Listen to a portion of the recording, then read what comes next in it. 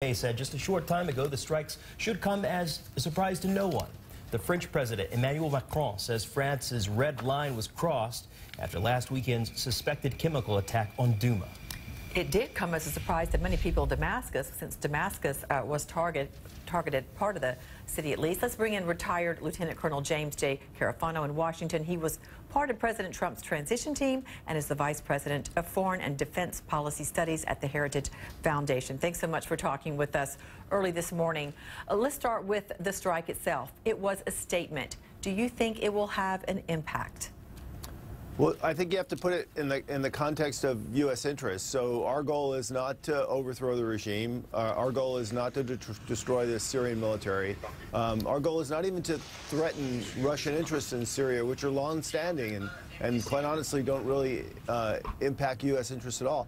Our goal is the destruction of ISIS, not making sure the Syria problem doesn't bleed over into destabilizing Iraq and Jordan, to try to keep Israel and Iran apart so that doesn't lead to a larger regional war.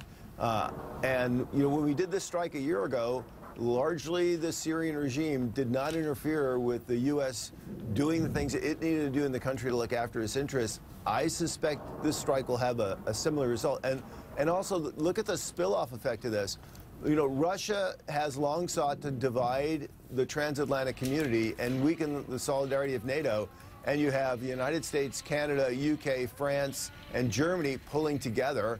Iran has long sought to break apart the Gulf Coast states. And you've got the UAE, Qatar, and Saudi Arabia pulling together behind the United States. I think Russia, Syria, and Iran come off poorer after tonight. But I have to ask you, though, in saying that, you list all the countries on the support of standing up against the use of chemical weapons, yet Russia is still a major player in Syria. Russia continues to complicate how the West can respond in Syria. So I think people forget that, Russia, Syria, and Iran are all allies in Syria, but they actually have very different interests. The Russian interests are controlling the ports. It gives them access to the Mediterranean. It's a strategic advantage for them. They want to keep Assad in power. He is a check against the expansion of Islamist influence against Russia. They have business dealings. Maintaining those business dealings are important. Iran would like to use Syria as a place to build a greater strategic threat against Israel. And of course, the Syrians want all their land back. Those interests don't deconflict, but they also don't coincide. So I'm not really sure the Russians are, they're perfectly willing to fight to the last Syrian, but the Russians really aren't willing to risk a larger confrontation with the West, helping Syria get every inch of Syrian territory back. President Trump said recently that U.S. troops would be out of Syria very soon. Clearly, that surprised allies, and it doesn't seem with this action we've seen that that is something that can happen anytime soon. Bottom line is, what can contain Mr. Assad outside of chemical weapon use at this point in this war?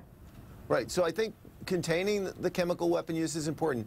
The unrestrained use of chemical weapons, understanding the conventional attacks going on against civilians and in the conflict, but the unrestrained use of chemical weapons exacerbates and broadens the conflict. It increases the risk of refugee populations going on the road. So it is a real problem, and deterring that is very significant. So the United States doesn't have to be on the ground in Syria to protect our interests, but we do have to have an influence and a footprint that protect those interests over the long term. What the strike does, if it does get Assad to back off against pressing the United States, is it gives us time to transition our footprint to something that's sustainable over the long term. I think that's consistent with what the president wants to do and consistent with the right thing to do. The worst thing we could do is, let's say we have, pick a number, 2,000 troops on the ground in Syria. That's not going to end the civil war. It's not going to change the situation on the ground. It does help us get rid of ISIS, but if we just let those guys sit there out of inertia, of not something else to do, and then someday we have another Mogadishu or Beirut, people will wake up and they go, what the heck are these guys doing here? So I think transitioning to something that's sustainable over time, that makes sense for the U.S., and maybe this will give us the space to do that. And I want to ask you about where this puts the U.S. and Russia. We heard harsh words from President Trump toward Russia for supporting a regime that would use chemical weapons, and we've heard some rhetoric coming back from Russia on consequences. So where are things right now? Yeah. You know, I'm just smiling because, you know, as somebody that worked on the president's transition team, and, you know, we hear this constant narrative of the president is soft on Russia, the U.S. is soft on Russia.